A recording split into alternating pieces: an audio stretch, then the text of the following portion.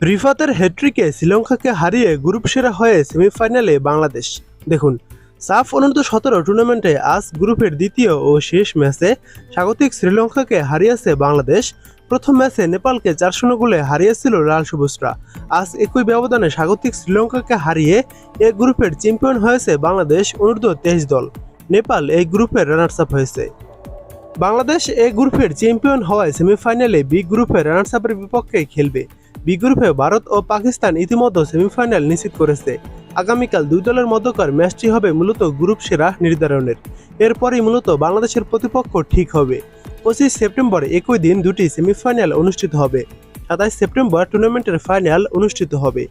ম্যাচের 18 মিনিটে আরিফ লিড এনে দেন।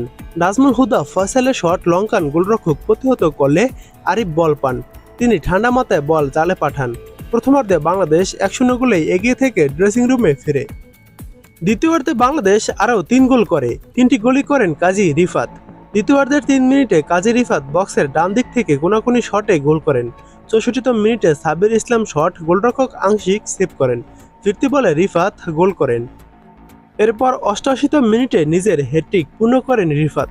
অধিনায়ক ফয়সালের বাড়ানো বলে বাঁ পায়ে বল রিসিভ করে দুর্দান্ত দক্ষতায় নিজের হ্যাট্রিক ও দলের 4-0 গোলের জয় নিশ্চিত করেন তিনি।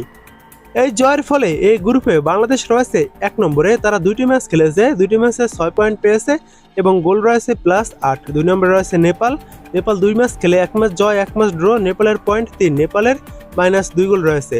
বাংলাদেশ এবং নেপাল সেমিফাইনাল নিশ্চিত করেছে। বাদ পড়েছে শ্রীলঙ্কা। এবং বি গ্রুপে পাকিস্তান শ্রীলঙ্কা কোয়ালিফাই করেছে। বাদ পড়েছে ভুটান এবং মালদ্বীপ। পাকিস্তান, ইন্ডিয়া, ভুটান, মালদ্বীপ তাদের একটি করে এখনো ম্যাচ রয়েছে।